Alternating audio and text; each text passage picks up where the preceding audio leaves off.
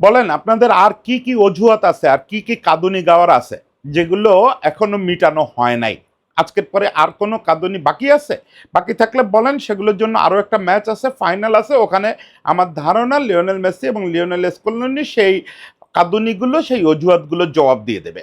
বড় র্যাঙ্কিং টিমের সঙ্গে আর্জেন্টিনা জিততে পারে না, না জিতে ছোট ছোট দলের সঙ্গে, খেলের বাড়ি টুর্নামেন্টের দলের সঙ্গে জিতে সেমিফাইনালে চলে আসছে, ইংল্যান্ডে হারায় দিছে। ইংল্যান্ডের র্যাঙ্কিং কত, 100 150 এরকম কিছু। এবং আপনারা জানেন যে আর্জেন্টিনা বড় চ্যালেঞ্জ নিতে পারে না, ফিজিক্যাল চ্যালেঞ্জিং টিমের সঙ্গে পারে না। শুরু থেকে ইংল্যান্ডকে একদম ফিজিক্যালি ওই মাঠ থেকে গুড়ায় দিছে। ইংল্যান্ড কোনো প্ল্যানে স্টেট হয়ে দাঁড়াতেই পারে নাই। টুখেলের যে প্ল্যান, ওই প্ল্যান কাজেই লাগে নাই। এবং শেষ পর্যন্ত একটা আকস্মিক লিড নিচ্ছে তারা, আর্জেন্টিনা পিছায় পড়ছে, সেখান থেকে যথারীতি যথারীতি লিওনেল আন্দ্রেস মেসি, নামটা মনে রাখেন, লিওনেল আন্দ্রেস মেসি দুইটা অ্যাসিস্ট করে দলকে আবার বের করে আনছে সেই 90 মিনিট পার করে গিয়ে। This is Argentina, this is Lionel Scaloni, this is Lionel Messi. এই লোকগুলোর উপরে আস্থা রাখতে হবে। এই লোকগুলোর চেয়ে পণ্ডিতি করা যাবে না, এই লোকগুলোর ওপরে ওই যুক্তি দিতে আসা যাবে না, চোর খোঁজা যাবে না, অযথা অজুহাত দেওয়া যাবে না, কান্দুনি গাওয়া যাবে না যে না আমরা পারি নাই, ওরা পারতেছে কেন, ওরা এতকাল পারে নাই, ওরা কাছে গিয়ে হেরে যেত, ওদের সহানুভূতি জানাইতাম, ভাব নিতাম, ওদের চেয়ে আমরা বড়। কিন্তু আজকে ওরা সব ইতিহাস মুছে দিয়ে আমাদেরকে একদম ইতিহাস থেকে ছুঁড়ে ফেলার চেষ্টা করতেছে। আজকে ওদের নানা রকম ভুল ধরি, অজুহাত খুঁজি। এই দিন শেষ, এই দিন শেষ। আজকে অন্তত এই ইতিহাসের উপরে কালি দিয়ে এরকমভাবে মুছে দিছে সব, এই লিওনেল মেসি এবং তার বাহিনী মুছে দিছে, লিওনেল স্কালোনি মুছে দিছে। লিওনেল স্কালোনি বুঝাই দিছে যে এই ব্রেন জিনিসটাই তার আশেপাশে এইসব সমালোচকরা নাই, এইসব পণ্ডিতরা, অ্যানালিস্টরা, দুনিয়া জুড়ে প্রোপাগান্ডা চালানোর লোকেরা এই লিওনেল স্কালোনির পায়ের কাছে দাঁড়ানোর যোগ্য না। ওকে, আমি একটু বেশি বলে ফেলতেছি, হয়তো একটু বেশি উত্তেজিত হয়ে গেছি, কিন্তু এই কদিন ধরে যা সহ্য করতে হয়েছে, না এনাফ সহ্য করছি। লিওনেল স্কালোনিকে পর্যন্ত প্রেস কনফারেন্সে বলতে হয়েছে যে আমরা আসলে যত দুর্বল দল বলতেছেন আপনারা তা না। কতটা অসহায় হলে একটা চ্যাম্পিয়ন দলের কোচকে এই কথা প্রেস কনফারেন্সে বলতে হয়? এই জায়গায় সারা পৃথিবীর মানুষ তাকে ঠেলে নিয়ে গেছে। শেষ পর্যন্ত সে সর্বার্থে ফিজিক্যালি, টেকনিক্যালি, ফুটবলের মান দিয়ে ইংল্যান্ডে গুড়ায় দিয়ে আর্জেন্টিনাকে ফাইনালে নিয়ে গেছে। এবং লিওনেল মেসি আলটিমেটলি সব ধরনের, যত ধরনের অর্জন করা সম্ভব বিশ্বকাপে, এটা তার ক্যারিয়ারের এই 39 বছর বয়সে সেরা বিশ্বকাপ হতে যাচ্ছে। গোল্ডেন বুট, গোল্ডেন বল, সব রেসে সে 1 নম্বরে উঠে গেল এই এক ম্যাচের ভিতর দিয়ে। এবং আর্জেন্টিনা এখন শিরোপা থেকে হাত ছোঁয়া দূরত্বে। এই ম্যাচের পরে স্পেনের পক্ষে আর্জেন্টিনাকে আটকানো খুবই কঠিন হবে। তবে আমি উইথ ডিউ রেসপেক্ট একমাত্র স্পেন টিমটাকেই ওই সমীহটা দেখাচ্ছি যে ওই ম্যাচটাই আসলে সত্যিকারের ফুটবলীয় একটা লড়াই হবে। আজকের মতো আর্জেন্টিনা ফিজিক্যাল দেখাতে যাবে না। আজকে একটু বলে যে আমি কি দেখলাম, লিওনেল স্কালোনির ম্যাজিকটা কি দেখলাম। অবশ্যই সেখানে ম্যাজিক ম্যান মেসির ম্যাজিক কথা বলতে হবে, সঙ্গে এনজো ফার্নান্দেজ, এনজো ফার্নান্দেজ যে কৌশলটা নিল সেটা একটু বলবো। দেখেন, আমি ফুটবল বুঝি না, টেকনিক্যালি বুঝি না, এটার ভিতরে কোনো বিনয় নাই, কিন্তু আমার কতগুলো ধারণা আছে। যে ধারণা 20-25 বছর ধরে তৈরি হয়েছে, এটা যে কেউ 20-25 বছর ধরে রেগুলার খেলা দেখলে তার তৈরি হবে যে এই লোকটা এই কাজগুলো কেন করে, এই লোকটার প্ল্যানিং আছে নিশ্চয়ই। ওই ভরসাটা করতে শিখছি। এই দীর্ঘ বয়সে বুবুজেলার আওয়াজ টের পাচ্ছেন? যদি টের পেয়ে থাকেন তাহলে আমার আওয়াজ একটু কমে গেছে হয়তো আপনাদের কাছে, তাতে বিরক্ত হন না। এই বুবুজেলা আর্জেন্টিনার বিজয়ের বুবুজেলা। যাই হোক, এই যে কারোর উপরে আস্থা রাখার ব্যাপারটা, এটা রাখতে শিখছে। ফলে লিওনেল স্কালোনি যে আজকের ম্যাচে একটা চমক দেখাবে, এটা তার ওই প্রেস কনফারেন্সে বোঝা গেছে। সে বলছে যে আমরা চাইবো যে প্রতিপক্ষ যাতে হার্ট হয়, তাদের প্ল্যান যাতে হার্ট হয়, এরকম কিছু করতে। সেটা যে আক্ষরিক হার্ট, হার্ট মানে আবদ্ধ করা, এটা বুঝতে পারি নাই আমি ওই সময়। আমি বোধহয় আজকে সকালেই তো কন্টেন্টটা করলাম, আজকে না কালকে, এটা কি এখন তো রাত 3টা বাজতে গেছে, এখন কি বলবো আজকে না কালকে, মানে ম্যাচের দিন সকালবেলায় বললাম যে একটা সারপ্রাইজ ইংল্যান্ডের জন্য ওয়েট করতেছে। সেটা যে একেবারে ফার্স্ট মিনিট ফার্স্ট সেকেন্ডেই ঘটবে এটা বুঝতে পারি নাই। সেটা কি, আর্জেন্টিনা একদম ইংলিশ ফুটবল খেলা শুরু করলো। আর্জেন্টিনার এই টিমে কয়েকটা ছেলে আছে ইংলিশ লিগে খেলে, ম্যাক আছে, এনজো আছে, তারপরে আরো কয়েকজন ইংলিশ বা ইউরোপিয়ান যে কড়া ধাঁচের ফুটবল, ওটার সঙ্গে অভ্যস্ত। পারেদেস তো মনেই হয় যে আসলে শুধু আর্জেন্টিনায় জন্মাইছে। পারেদেস আর ডিপলের সারা বছরই খেলা উচিত আসলে ইংল্যান্ডের ওই যে লেস্টার টাইপের টিমে। যে টিমগুলো একটু বেশি, আমি জানি না লেস্টার কি আসলে বেশি মারামারি করে বা টটেনহাম যে জায়গায় মারামারি ভালো হয়। কোটি রুমের ওরা বলে টটেনহামে চলে যেতে হবে। তো ওরা শুরু থেকে মারামারি ব্যাপারটা কি? যদিও আমি ফেসবুকে অনেকবার রসিকতা করছি যে ২ দল মারামারি করতে চাচ্ছে। না, আর্জেন্টিনা মারামারি করে নাই। আর্জেন্টিনা মারার একটা অভিনয় করছে। এই জিনিসটাকে বলে ফুটবলের ভাষায় ট্যাকটিক্যাল ফাউল করা। প্রথম ৩০ মিনিটের মধ্যেই দেখা গেল আর্জেন্টিনা গোটা ১৫ ফাউল করে বসলো। ট্যাকটিক্যাল ফাউল সবগুলো। একটা মাত্র কার্ড হলো।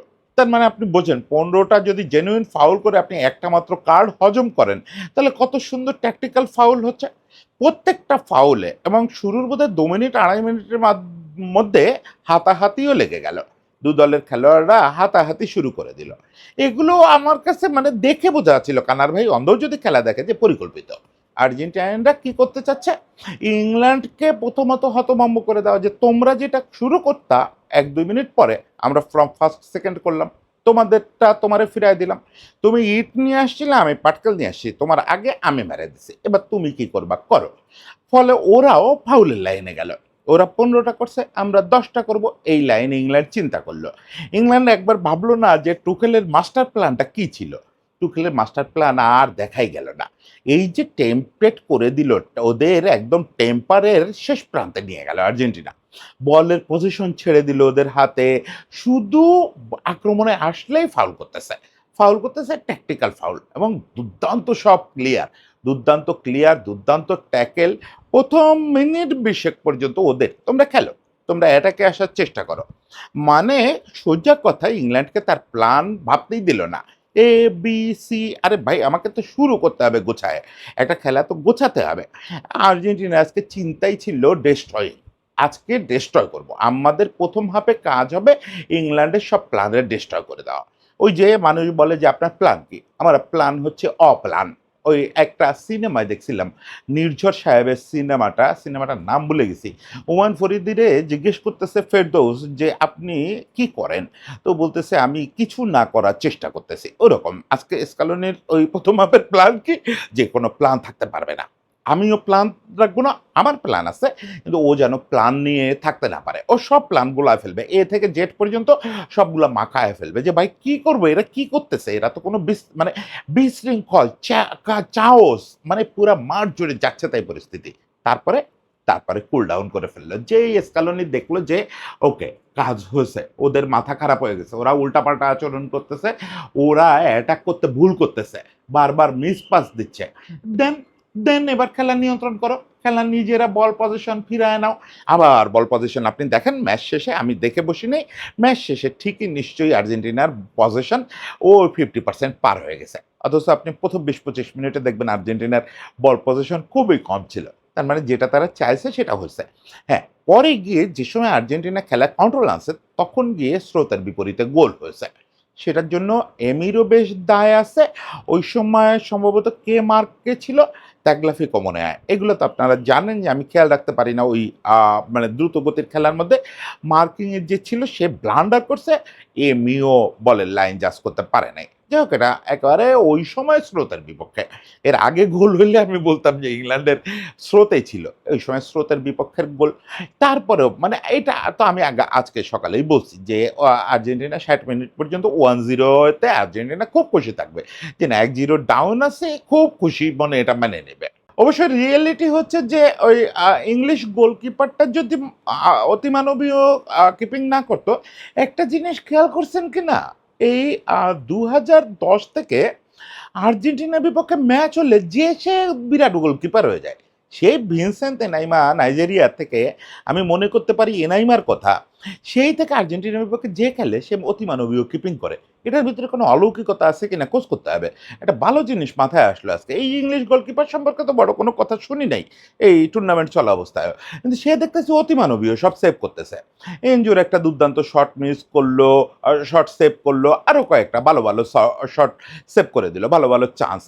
নিকোর একটা নিকো গঞ্জালেসের একটা ভালো সুযোগ ছিল, বেচারা মিস করলো। সব মিলে অনেকগুলো গোল এর মধ্যে হয়ে যেতে পারত। ওকে হয় নাই কি আছে? এটা তো পার্ট অফ আর্জেন্টাইন স্টাইল, যে আমরা মিস করব, গোল খাবো, সাফার করব, সারভাইভ করব, তারপরে কষা দিব। কষাটা কিভাবে দিল? কষাটা দিল হচ্ছে সেই লিওনেল আন্দ্রেস মেসি। ডান সাইডে চলে গেল, ডান সাইডে গিয়ে দুইটা বল দিল, দুইটাতে দুইটা গোল। আপনি দেখেন গোল দুইটা, আমি এই গোলের প্রসঙ্গে আসলে আগে এনজোর একটু বাড়তি প্রশংসা করতে হবে। এনজো কিন্তু পুরো এই বিশ্বকাপ জুড়ে এনজোর কত পার্সেন্ট বলবো, 1% নাই। যে এনজোকে আমরা চিনতাম সে এনজো নাই। আমি মাঝে কোন ম্যাচে বলছি যে এনজোকে খেলছে আমি জানি না। আজকে এনজো প্রথমত হচ্ছে এনজোর মনে হয় একটু মারামারি করলে শক্তিটা ফেরে, ওর ওই ফিলটা ফেরে যে আমি ভাই ইংলিশ লিগের খেলোয়াড়, ইংলিশ স্টাইল না হলে হয়। আজকে যেহেতু শুরুতেই একটু ও আর পারেদেস মারামারিতে নেতৃত্ব দিছে বলে ও ওই বলটা ফিরে পাইছে। আজকে ও একটা কৌশল নিছে, যেহেতু ওই ওরা তো পরে লো ব্লক হয়ে গেল, ওটা তো ভাঙা যাবে না। ফলে মেসি যেই বল দিচ্ছে যে কয়বার ওরে, ও সে কয়বার বক্সের বাইরে থেকে দূরপাল্লার শট নিচ্ছে। ২ টা শট নিল, একটা পোস্টে লাগলো, একটা পোস্টের উপর দিয়ে গেল। আমি তখনই অনুমান করতেছিলাম এনজো একটা দূরপাল্লার শটে গোল করবে। এটা অনুমান মানে বুঝে ফেলা না। এটাতে পান্ডিত্যের কিছু নাই। এটা আপনিও যদি আর্জেন্টিনা ভক্ত হন এবং এনজোর অ্যাটিটিউড দেখেন তাহলে বুঝবেন যে এনজো এরকম শট আজকে অনেকগুলো নিবে, অনেকগুলো নিলে বক্সের বাইরে থেকে যে সুন্দর পজিশন থেকে নিচ্ছে, ও বারবার পজিশনটা ঠিক করে একটা দুর্দান্ত পজিশন থেকে নিচ্ছে। একটা তো যে ডিফ্লেক্টেড হয়ে বের হয়ে গেল। মোট বোধহয় ৩টা শট নিল এর আগেই, গোলের আগেই বাইরে থেকে। তার ভিতরে একটা ডিফ্লেক্টেড হলো, একটা ওপর থেকে গেল, একটা পোস্টে লাগলো। তাহলে এখান থেকে গোল হবে। এটা এগুলো বোঝা মানে সাধারণ অনুমান। ফলে ওখান থেকে গোল করে ফেললো এনজো। এনজোর এই যে চেষ্টাটা বাদ দেয় নাই। আর্জেন্টিনার এই গুণটা, এই দেখেন সাফারিং কথাটা বারবার আসে কেন? যে তুমি একটা জিনিস চেষ্টা করতেছো, করে যাও, করে যাও, করে যাও। একসময় পাথর ক্ষয় হবে ভাই। খালি হাতে পাথর ঘুষি মারতে থাকো। একসময় ক্ষয় হবে। কিন্তু হাতের থেকে রক্ত বেরোনো শুরু করছে দেখেই ঘুষি মারা বন্ধ করো না। তাহলে পৃথিবীর বড়, বড় অনেক স্ট্রাকচার নির্মিত হতো না। মহা পিরামিড নির্মিত হতো না। মানুষ যদি ওই অক্লান্ত পরিশ্রম করে না যেত। এই যে সেটা করে গেছে, ফল পাইছে। মেসি ডান পাশ থেকে বল সার্ভ করে যাওয়া শুরু করছে, ফল পাইছে। সিমিওনের ছেলেটা উঠে গেছে, কিন্তু সিমিওনের ছেলেটার যেটা করার দরকার ছিল, ত্রাস সৃষ্টি করে দিয়ে যাওয়া ডান পাশে, সেটা করে দিয়ে গেছে। মানে আজকে যা প্ল্যান, এই লোকটা প্রতিদিনই তার প্ল্যান কাজ করে। আমরা ভাবি কাজ করে না। আজকে চোখে আঙ্গুল দিয়ে দেখালো যে, "দেখো আমার প্ল্যান কিভাবে কাজ করে।" আমি ১ম হাফে যা চাইছি ১ম ৩০ মিনিটে তাই হইছে। তারপরে যা চাইছি শুধু গোলটা আমার মতের বিপক্ষে হচ্ছে। তাতে বিরাট কোনো অসন্তুষ্ট হই নাই। বাকি সবটুকু প্ল্যান অনুযায়ী হইছে। সিমিওনের ত্রাস তৈরি করে দিয়ে যাওয়ার দরকার ছিল। নিকোর বারবার চান্স ক্রিয়েট করার দরকার ছিল। Everything okay. এবং লাউতারোর ওই নেমে ওই যে সুপার সাব হয়ে উঠতেছে আস্তে, আস্তে লাউতারো। লাউতারো ঠিক একটা অ্যাসিস্টে গোল করে ফেলল। অ্যাসিস্ট দুটো কে করল যেন খেয়াল করছেন নাকি? ২ টা অ্যাসিস্ট লিওনেল আন্দ্রেস মেসি। আজকে বিকালে বলতেছিলাম না যে মেসির ১ টা গোল বা ২ টা অ্যাসিস্ট হলে ১৬ কলা পূর্ণ হয়। কেন? আপাতত কিলিয়ান এমবাপ্পেকে গোল্ডেন বুটের লড়াইতেও টপকায় গেল। যেহেতু অ্যাসিস্ট হয়ে গেল ৪ টা আর গোল ৮ টা, ৮ আর ৪ ১২ টা। ওরে বাবারে বাবা! আপনি চিন্তা করেন ১২ টা গোল কন্ট্রিবিউশন আজকের দিনে একটা বিশ্বকাপে। My goodness! এটা মেসির জীবনের তো সর্বোচ্চই, আধুনিক ফুটবলের সর্বোচ্চ। মেসি কিন্তু তার ক্যারিয়ারের সেরা বিশ্বকাপ কাটাচ্ছে। ৮ টা গোল মেসির সর্বোচ্চ, ৪ টা অ্যাসিস্ট, আর একটা অ্যাসিস্ট হলে নিজের রেকর্ড ছুঁয়ে ফেলবে। হয়ে যাবে। এবং ওলিসের, যেটা আমার কালকে পর্যন্ত মনে হচ্ছিল যে ওলিসের ৫ অ্যাসিস্টের এবারে যে সর্বোচ্চ অ্যাসিস্ট, এটা মনে হয় মেসি ছুঁতে পারবে না। ১ অ্যাসিস্ট নিয়েছিল তো সেমির আগ পর্যন্ত। সেটা ৪ এ পরিণত হয়ে গেছেন। বোঝেন অবস্থা। মানে কোন জায়গা থেকে আপনি ঠেকাবেন। র্যাঙ্কিং এ টোটাল রেটিং এ আ টুর্নামেন্ট জুড়ে 9.9 এ উঠে গেছে। 10 ছুঁয়ে ফেলবে যেকোনো সময় মনে হচ্ছে। ফাইনালটা এই স্ট্যান্ডার্ড খেললে 10 ছুঁয়ে ফেলবে। গোল্ডেন বুট, গোল্ডেন বল কোনোটা দৌড়ে আর আশেপাশে কেউ নাই। ৩য় স্থান নির্ধারণী ম্যাচে অলরেডি এমবাপ্পের সঙ্গে দেশামের লেগে গেছে। এমবাপ্পে দেশামরে আ বা মানে যা শোনানো শুরু করে দিছে। এরপরে এমবাপ্পে নেমে একটা অতিমানবীয় পারফরম্যান্স ৩য় স্থান নির্ধারণী ম্যাচে করবে। এটা আমার খুব একটা বিশ্বাস হচ্ছে না। আর করলেও ওইটারে টপকানোর ক্ষমতা লিওনেল মেসির আছে। আর আমার মনে হয় সন্দেহ করার কিছু নাই। আর দ্বিতীয় কথা হচ্ছে আর পাওয়ারও কিছু নাই। দেখেন এইটুকু এই বিশ্বকাপ চলা অবস্থায় প্রত্যাশা তৈরি হয়েছিল। যখন বিশ্বকাপ শুরু হলো তখন আমি কিচ্ছু চাই নাই। মেসি আসছে, আনন্দ করবে, ফার্স্ট রাউন্ডে একটু ভালো খেলবে, বিদায় নেবে। এই হচ্ছে আমার চাওয়া ছিল। যে এইটুকু ঠিক আছে। আগেরবার চ্যাম্পিয়ন হইছে, এবার ফার্স্ট রাউন্ড থেকে বিদায় নেবে। সেকেন্ড রাউন্ডে আসছে, আনন্দ হোক, চলে যাক। যেকোনো সময় চলে গেলে খুশি ছিলাম। কিন্তু জেদটা তৈরি হলো কেন? যখন আর্জেন্টিনাকে নিয়ে এই যে সর্বাত্মক একটা প্রোপাগান্ডা শুরু হলো। এই চুরি করে খেলো রে, এই পারে না তাও আগাচ্ছে, এই ভালো দলের সঙ্গে খেলে না, এই কোয়ালিটি খেলে না, এই স্কালোনি ফুটবল বোঝে না। স্কালোনির ব্যাপারটা আমার সবচেয়ে হৃদয়ে লাগছে। লিওনেল মেসির তো ছোট করার ক্ষমতা এদের আর নাই, মুখেও ওই সাহস নাই। কিন্তু স্কালোনির মতো মানুষে আপনি যখন তার বারবার তার টেকনিক নিয়ে প্রশ্ন তোলেন, তার যোগ্যতা নিয়ে প্রশ্ন তোলেন, আজকে এই ৮ বছর পরে এসে তার যখন এগুলার মানে এইগুলার প্রশ্ন ওঠে, খুব কষ্ট লাগে। সেই জায়গা থেকে আজকের এই পারফরম্যান্সটা দেখতে চাইছিলাম। তা না হলে বৈরাগ্য তো হয়ে গেছে লুসাইলে। ২২ এর লুসাইলে বৈরাগ্য হয়ে গেছে। কিসের ফুটবল, কিসের প্রাপ্তি, কিসের গোল্ডেন বুট, কিসের গোল্ডেন বল, কিসের ব্যালন ডি'অর আর কিসের বিশ্বকাপ। এইগুলার আশায় আর আর্জেন্টিনার সমর্থকরা ছিল। আর্জেন্টিনার সমর্থকরা এই যে এই কাজটা আজকে আর্জেন্টিনার এই জায়গায় আনছে শুধুমাত্র এই প্রোপাগান্ডা। আর্জেন্টিনার টিমও এটা করত না। আর্জেন্টিনার টিমও হাসতে, হাসতে দেখা যেত কোয়ার্টার ফাইনাল-টাইনালে হাইরে বাড়ি চলে গেছে। তারাও আসছিল এবার মজা করতে। It's all about fun. কিন্তু আপনারা চেতায়া দিয়ে সবসময় সবাই সতর্ক করে, মরিনো থেকে শুরু করে সবাই সতর্ক করে। আর্জেন্টিনারে আর মেসিরে চেতায়েন না। সেই ভুলটা করলেন। সবাই মিলে প্রোপাগান্ডা শুরু করলেন। সবাই মিলে আর্জেন্টিনারে নিয়ে নেতিবাচক কথা বলা শুরু করলেন। কে করা? এখন ওই যে যা ওই আপনি সাপের লেজে খোঁচা দিবেন আর সেই সাপ চুপ করে থাকবে তাই হয়, ওই ঘুমন্ত সাপ জাগায় দিলেন। আনন্দ করতে আসা সাপকে খেলতে বাধ্য করলেন। আর সে খেললে কি হয় সেটা নিশ্চয়ই বুঝতে পারছেন। যে সে খেললে নারায়ণগঞ্জের খেলাটাই হয়, ব্রাহ্মণবাড়িয়ার খেলাটাই হয়। শেষ পর্যন্ত আজকে একটু বেশি কড়া কথা বলে ফেলতেছি সারাদিন সকাল থেকে, তাই না? আসলে হজম হচ্ছে না, হজম হচ্ছে না। শেষ পর্যন্ত মানুষ তো অনেক সহ্য করলাম, অনেক সাফার করলাম। আর্জেন্টিনার টিমের মতোই সাফার করলাম। এগুলো নিয়ে আগামীকালকে নিশ্চয়ই আরও বলবো। ধরে, ধরে বিভিন্ন বিষয় ধরে বলব। তবে এরকম উত্তেজনাপূর্ণ কথা আর বলব না। আজকেই এটা আজকের মতো আজকেই এখানেই ফিনিশ। যা জবাব দেওয়ার বলে ফেলছি। এখন আর্জেন্টিনার জন্য শুভকামনা, এনজয় করেন। লিওনেল মেসির জন্য প্রার্থনা করেন। আর কিছু দরকার নাই। যথেষ্ট হইছে। যথেষ্ট হইছে ভাই, ফাইনালে আরেকবার দেখতেছি এই ৪ বিশ্বকাপে ৩ টা ফাইনাল খেলতেছে লিওনেল মেসি এবং ৪ বিশ্বকাপের মধ্যে ৩য় গোল্ডেন বল ১ম গোল্ডেন বুটের দিকে ছুটতেছে। আর কি লাগে? আর কিচ্ছু লাগে না। সবার জন্য শুভেচ্ছা, সবাই ভালোবাসা, বাকি রাতটা ঘুমায়েন না। আমি অসুস্থ মানুষ, হাই প্রেশারের রোগী, অমুক আছে, তমুক আছে। আমি একটা ঘুম দেই, আপনারা সেলিব্রেট করেন। সবাই ভালো থাকবেন।